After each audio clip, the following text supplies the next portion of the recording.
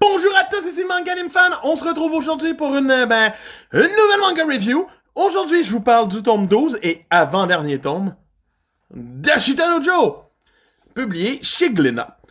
Donc, avant-dernier tome de Joe, qui semble presque pas l'avant-dernier tome, tant on dirait qu'il reste des choses à vouloir faire dans cette série-là. Mais pourtant, il reste juste 350 pages, donc je suis intrigué de savoir où c'est qu'on s'en va dans ce ultime volume qui s'en vient très bientôt sur la chaîne. Mais on retrouve ici Joe qui va affronter Harimao dans son dernier challenge et défi posé par Yoko.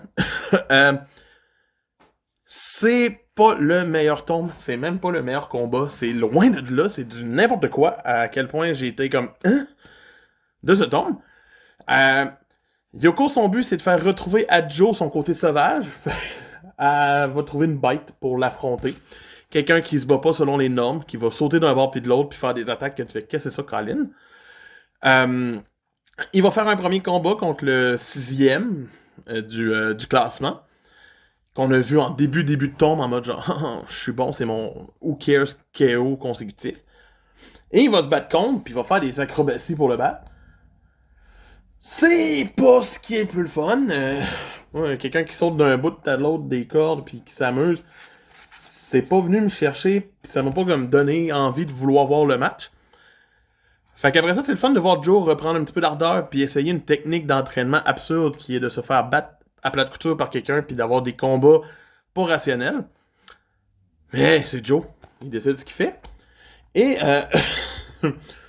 par la suite, on va avoir, tu sais, le meilleur personnage d'une certaine façon, qui est Carlos, va repopper un des anciens combattants contre Joe.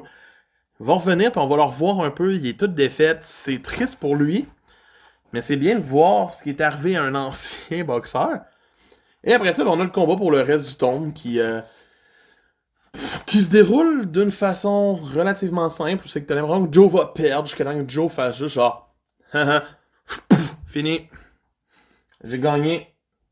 Je l'ai over par-dessus sa propre technique. Le seul bout quand même assez touchant, c'est vers la fin, la surprise que Joe s'est enfargé et est tombé.